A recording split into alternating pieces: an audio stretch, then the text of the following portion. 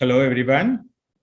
Respected Chair, I'm going to discuss today about improving acute coronary care syndrome care in India. As every one of you are aware, ischemic heart disease is the number one cause of death, disability, and human suffering globally. We have seen that in 2016, one third of the death worldwide was due to ischemic heart disease. If you look at the trends in the IHD mortality, you could see that, the mortality per thousand patient years in the higher income country are considerably different, lower. Now, when you compare the middle income and of course country like ours, where the definitely the difference is substantial. It's something of a paradox. You may wonder. See, we presume that the higher income countries has more risk factors. They have more diabetes, hypertension, obesity, but lesser mortality. So some sort of a paradox. But basically because they look after their risk factors, like hypertension control or diabetes control is excellent there. Unlike in our country, where the risk factor prevalence is almost near to the higher income countries, but their control is abysmally low. If you look at again that the GBD data, you could see that China and India are way ahead in its incidence of cardiovascular death, and the proportion of CVD death amongst the cardiovascular disease, you could see that ischemic heart disease, ischemic stroke share the maximum proportion. This is another important thing that one has to realize.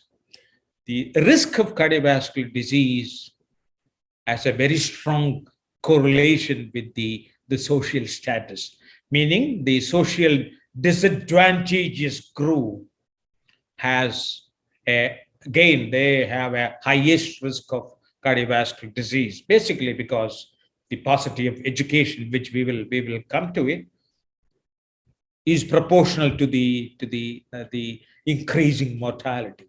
So lower the education, higher the number of risk factors, and of course, the higher the mortality. If we look at the risk factor, the modifiable risk factors, nothing much has changed during the last 20 years, maybe except that one good thing which has happened is the probably tobacco has come from this fifth position to the sixth position. I was just mentioning about the poorer control of the risk factors. Just look at we will not have time to go to the entire spectra of risk factor control or the 9 risk factors we take. But just look at the global disparities of hypertension control and treatment. See, in the higher income group, if you look at 2010, look at the awareness, excellent.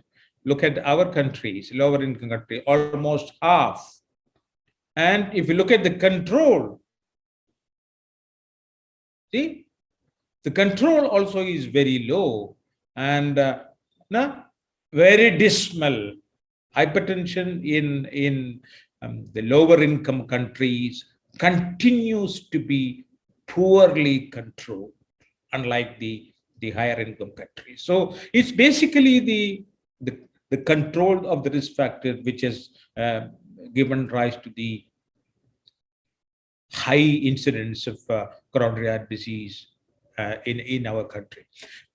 If you look at the acute coronary syndrome pattern, this is an older data, I agree. This is the CREATE data, which was just trying to, of course, CREATE is about almost 12, 13 years old. But just look at the comparative mortality data of CREATE and the European data or the US data. There is a significant difference. And of late, of course, we have also improved our mortality data. I will be showing you something a little bit later. The CREATE also showed us that, no? The mortality, again, the 30-day mortality are considerably different between the higher socioeconomic group and the lower socioeconomic group. There is a wide difference between low and high socioeconomic group, even in our country. What the Kerala ACS registry, which is the largest ACS registry till now, showing is that here again, the STEMI mortality in Kerala ACS registry was something like 8.9%. And when we looked at the outcomes in 125 hospitals, you could see that there is a wide variability of outcome. There are hospitals with a very decent mortality, and there are also hospitals with a very high mortality. Basically, why this variability is because all of us know, everybody with acute coronary syndrome should be getting a dual antiplatelet drug, statin, beta blocker, and heparin in the in-hospital. Okay, so these are the groups of people who has received all these drugs: dual antiplatelets, high intensity statin, beta blocker, heparin. And look at that. Now there are so much of differences, and even at the time of discharge, of course, at discharge, everybody should be on dual antiplatelet drugs, high intensity statin, beta blocker, plus or minus ACE ARB. So there lies the differences in the outcome is also proportional to the type of inpatient care, and also the type of outpatient care that when they're discharge care. Possibly one of the thing that we should, one good thing, okay, I will not say every result of our registry was good, but one thing, all globally, you could see there are sex-related disparities in delivery of cardiac care. Not only cardiac care, in every health care, and the woman always is at the receiving end of most of the therapies. But surprisingly, in the Kerala ACS registry, we saw that even though the women with ACS were older and more likely to have previous MI, there was no significant differences in the in-hospital and discharge management. Maybe that is possibly we respect our women much more. The second aspect I want to highlight is the type of the secondary prevention measures, which we have seen in the very large PURE study. The case fatality, the 28-day case fatality rate after a first cardiovascular event in the lower income countries. Mind you, PURE happened in more than 26 countries, or the inhabited places in the world were in, but not all, but a large number of, maybe about 250,000 patient data. Phenomenal study showing us the poor status of secondary care, usage of statin, antiplatelet drug. They were all very low. Now, this is just another example. This is not, this is the data, just a comparative data from India and China. And look at the difference between the tertiary and the primary care, again, is phenomenal different. So we have to be improving our secondary care, secondary prevention measures in a large. So what is the answer? Is polypill is it the fantasy? We have heard a lot of things about polypill. This is an older data, and it has possibly established role in secondary prevention. We have very excellent news. All of you would have read at least the last week presentation at the ESC 2021, which showed that a meta-analysis of the three large PolyRun, TIPS3, and the other data showed a 50% reduction in cardiovascular disease with multiple drug combinations with aspirin. So there is definitely a good news for all of us. And as Professor Salim Yusuf was saying, we have seen in 2016, 9 million deaths from ischemic heart disease worldwide. So if we prevent 50%, that means another 5 million, or that's prevention. So it's an excellent hypothecation.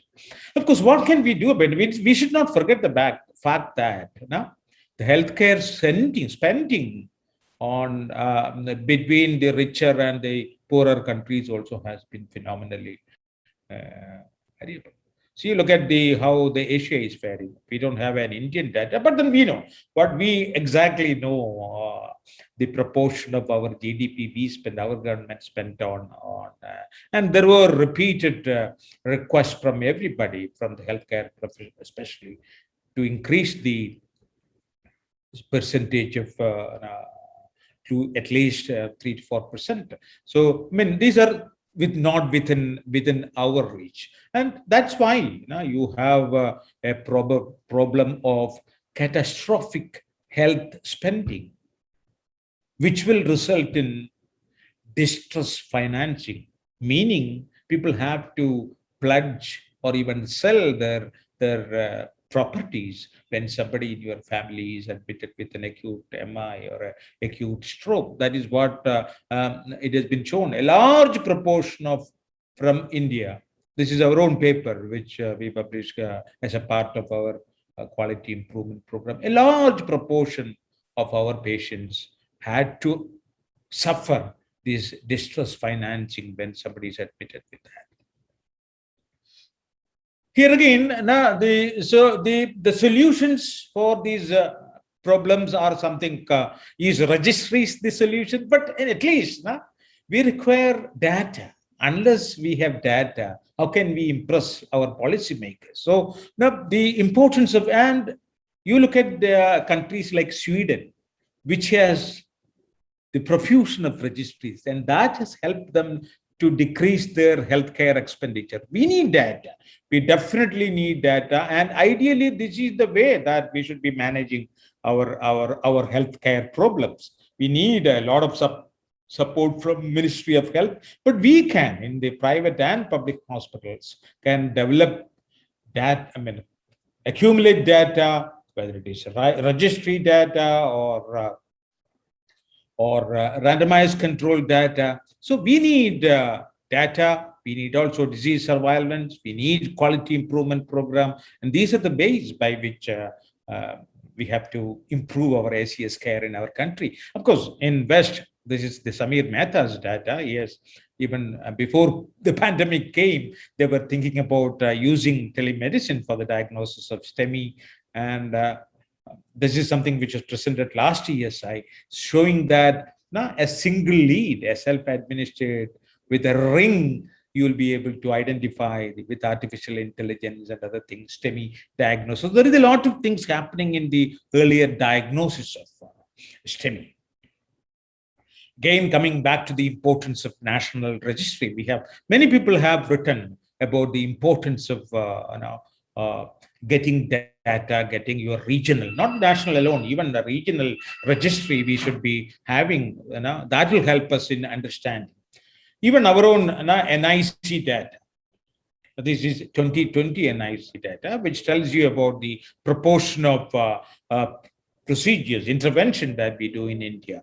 Look at Maharashtra contributing about 15%, Kerala contributing about 10%, all the other states proportion. But we should be happy. Now, if you compare our NIC registry with the CAT PCI registry, a part of NCDR, you could see the differences. See, you can do a understanding exploring the data, which will help us identify where are the problems. Of course, we also know about the spoken wheel concept about the STEMI India program, where in the remote places, patients can undergo thrombolysis and precious time can be saved before they are taken into a pharmaco-invasive approach. And we have enough and more data. And this is the reperfusion model, which has been found successful, at least in certain part of the country. And that is definitely one of the systems which we can think about. And this is something which so I will talk to this about in a minute. This is the again World Heart Federation white paper telling us about the ideal algorithm of reperfusion. If not one model is suitable to each country, each state. Healthcare delivery in our country is a state subject. So each state can think about that. What is your best reperfusion model? Is it primary PCI or is it a pharmaco-invasive approach? That is something, and for that you need your own data.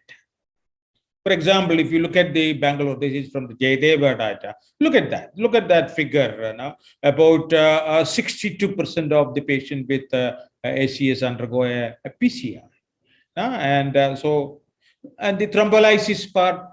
Now, so in cities like Bangalore is a classical example where there is possibly not much of a role for a pharmaco. There will be definitely in the rural area, it will definitely useful. But then I think the data helps us. This is something which we have done in Kerala, where we try to find out what is the proportion of patient of the population, what proportion of population in our state can access a LITIC hospital, what proportion can access a cath-enabled hospital. And that is again not very difficult. And we found out that nearly 70% of the Kerala population has access to catheter-based reperfusion. So possibly the pharmaco-invasive approach is not it is not necessary, because everybody has an access. Whether they are utilizing is another question, but people have access within about 30 minutes. A sizable, not every, at least 70% of the people can undergo. This is what the 70% of the green zone wala can reach within about 0.5 hours can reach a cath-enabled hospital. So things are different, and GIS-based mapping in each of the state can help to find out what is the best reperfusion that your state can do. And that is one way.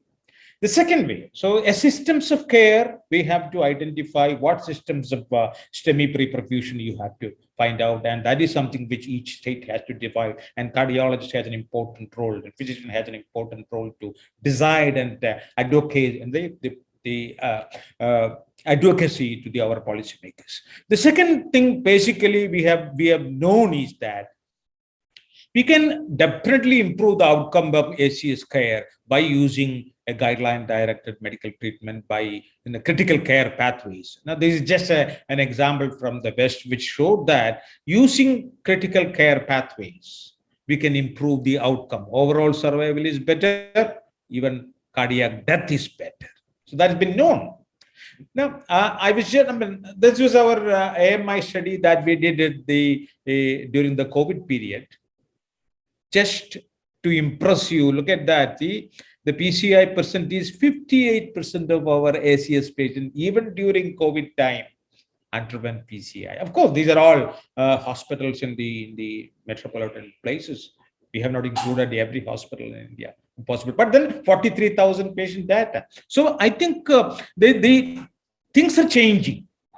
Another important thing each one of the hospital in India possibly can do is think about a hospital-based quality improvement program in each of your hospitals. So this is what, again, we have showed. This is the largest randomized controlled trial in cardiovascular sciences done in our country. And we showed that now you may not improve the mortality significantly, but you can improve the process of care, your use of antiplatelet drug, your use of even reperfusion technologies, therapies can be definitely improved. See, look at the mortality. I'm not saying that having a database improves the mortality, but just look at the Kerala. This is the Kerala ACS registry data, and you have seen 8.2% death.